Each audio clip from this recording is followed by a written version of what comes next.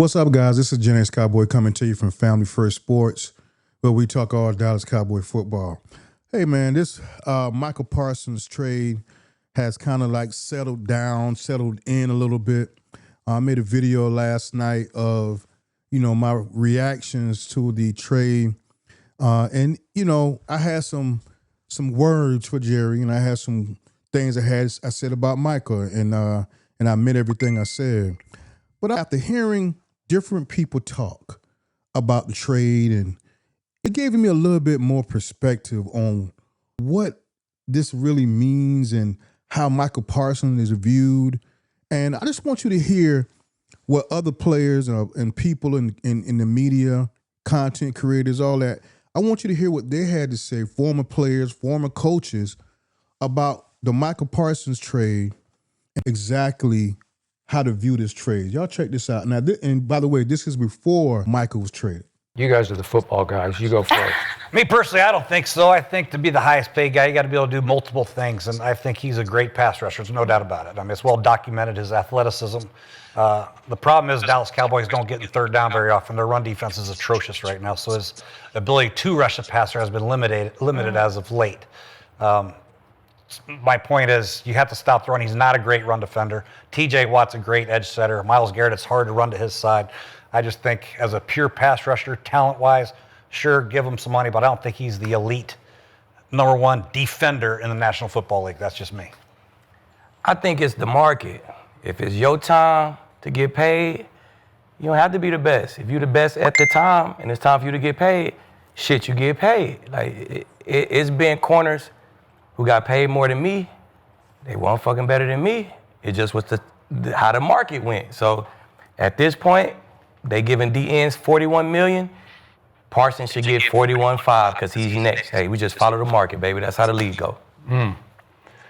Okay, I'm going to disqualify myself because I'm a lifelong diehard Cowboy fan. But I'd like to say I'm an objective Cowboy fan, and I am with Coach Gruden on this one. Way overhyped and ultimately overrated if you're talking about the most guaranteed money in the history of defense in the National Football League. Since he came into this league, he's fifth in sacks, to your point, and he's fifth in quarterback hits. Ain't good enough. Since he came into this league, he had one big flash as a rookie when nobody knew how to figure him out and slow him down, because he is elite quick and fast for his size. And he wrecks maybe 3 or 4 games his rookie year, and then the league figured him out.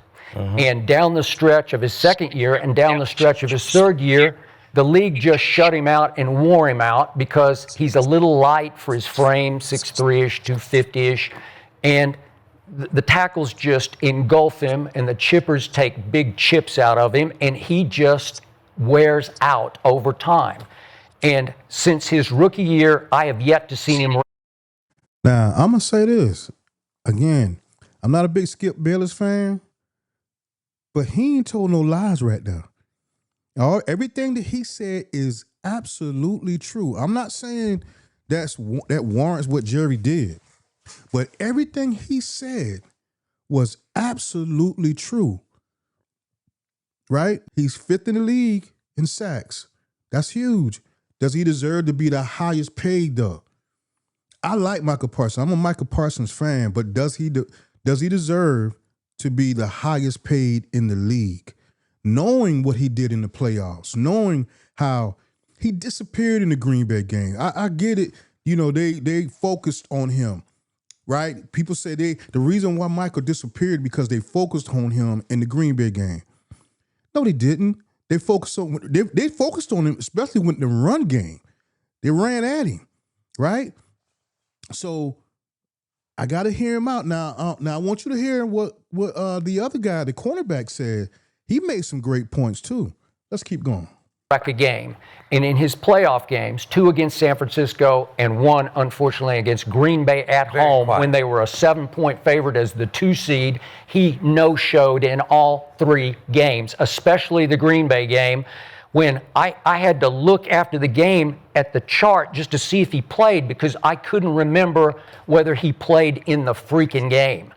And now you're talking about Jerry is saying that back in March, he offered him man-to-man, face-to-face, just eye-to-eye in Jerry's office, no agent involved. Jerry said, I offered him almost $200 million guaranteed. Well, I don't know if you follow it, but that would put him up above all but 6 quarterbacks in guaranteed money. So there are a whole bunch of quarterbacks, Lamar and Baker Mayfield, they don't make near $200 million guaranteed. And it just nukes all the Myles Garretts and the TJs and the Nick Bosas. They don't, they're 80, 90, 100 million short of 200 million. Well, Jerry said, I wanted to shake his hand in the office. But do we trust Jerry when he says that? Was there a contract that he offered for 200 million guaranteed? I'm going to say this. If that's true, then Micah Parsons dropped the ball on that. Now, here's why I say that. I don't know it could have been for 5 years, right? That probably what it was. It was some crap like that, right? But here's the thing about this. You remember earlier in the season when Micah Parsons says he's going to take a team-friendly deal because he wants to win. You remember he said that? See, when you put that in this Jerry Jones, I was about to call him something, but I ain't going to do that. When you put that in his head, right, he's going to offer you a contract. That's number one of that's going to be beneficial to him. That's number one. You said that you would take a team-friendly deal because you want to win. You put that in the atmosphere. That's number one. Number two, don't forget. Number two, that $200 million guaranteed for a guy who grew up as a Cowboy fan. Remember, Micah is like us. Micah is like us. We're Cowboy fans. I've been a Cowboy fan for 50 years. Michael grew up worshiping the Cowboys. The Cowboys was his team. When he was drafted, he cried. His daddy cried, his family, because they knew he was always a Cowboy fan. So I get the market. I get that. I get all of that. But you're telling me I grew up as a Cowboy fan and I will be offered $200 million guaranteed. That would mean the fifth quarterback in the league doesn't make more money than me. Or six, right? I would be in the line with far as guaranteed money. And we all know with sports and football, especially football, guaranteed money is what counts. Not that $150 million and, this contract, but the guaranteed money is what counts because they can cut you. They can cut you. And if you got a 5-year deal, year 3, they can cut you. They'll take a salary hit, but they can cut you. It's the guaranteed money that's important. So if it's true that he offered him $200 million guaranteed, Micah dropped the ball. I don't give a damn if it was for 5 years. I don't care. He dropped the ball. I'm a Cowboy fan. I grew up as a Cowboy fan. I'm being offered $200 million. I'll blow TJ Watt's contract out of the water. Myles Garrett out of the water for his guarantee money. He dropped the ball if that's the case. If it's not the case and Jerry is lying, which could be the case. If Jerry is lying, he's wrong, man. We all know. See, that's why it's so hard to understand. You don't know if he's lying or not. Let's keep going. Dak ain't never been the top quarterback in the league. But when it was his time to get paid, what the market was, he set the bar. Okay, when you agreed he got overpaid? Hell yeah. Twice. It's half the guys who get paid in the league get overpaid. Okay, so here we go again in Dallas. So why change with Parsons? Another. Huh? Why change with Parsons? Okay. If everybody else get overpay Parsons' ass too. Okay, but my point is it's a long history of these guys in Dallas of overpaid, overhyped, quote-unquote stars. Isn't that the history under Jerry over the last 30 years? Isn't that why they don't win? Here we go again. They got gutted by the Packers in the playoffs. He didn't even show up to the game. Last year, they're 28th in the league. Did Dak show up? Yeah. Yeah, he threw a couple interceptions. They're 28th in the league in defense. You feel me? Who the fuck showed up?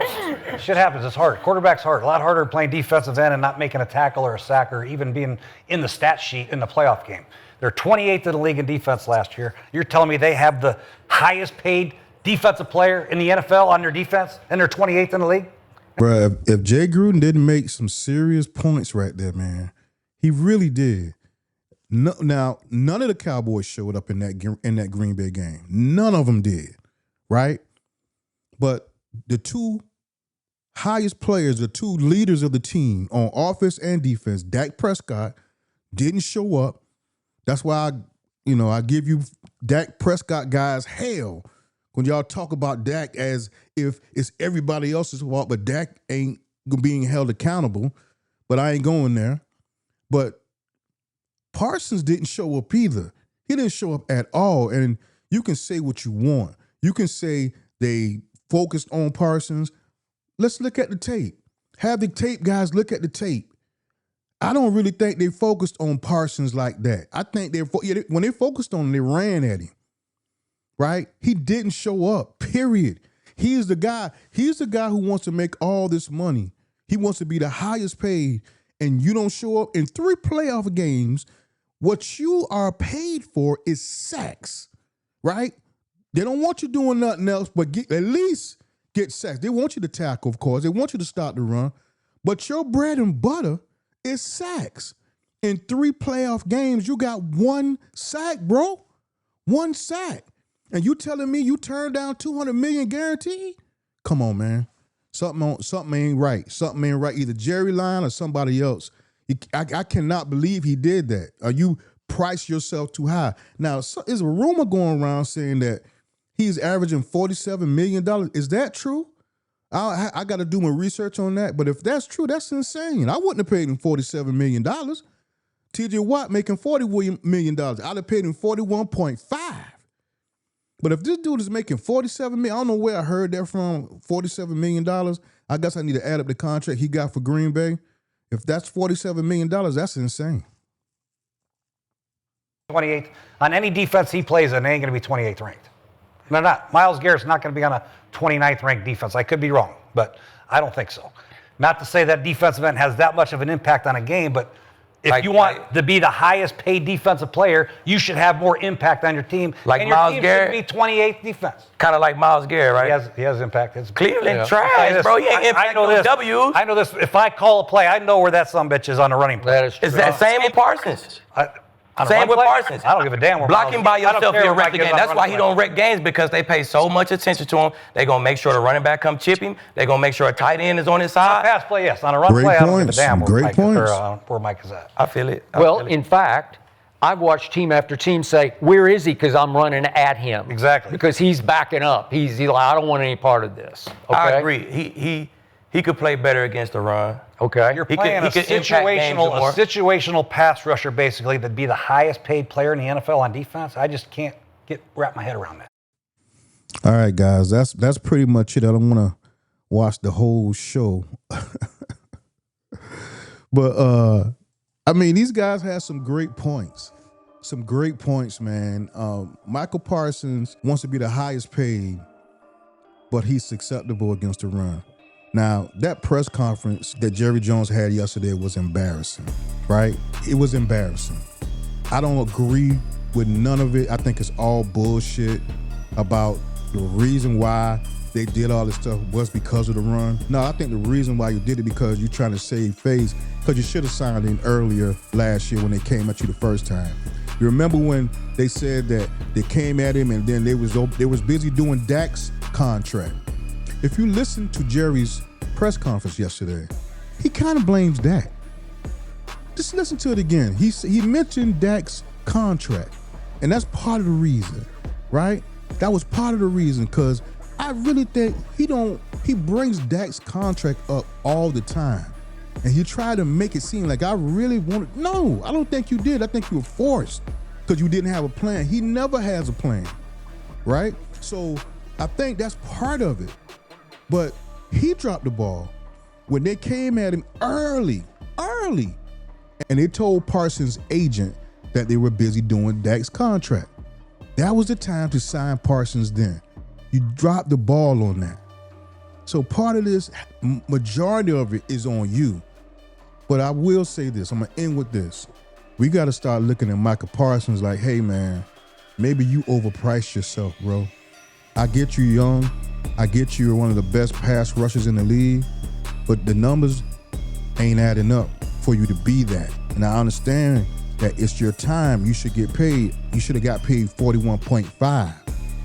If they turn down 41.5, even 42 mil, if they turn that down, then you got to be right to do what you want to do and feel how you want to feel.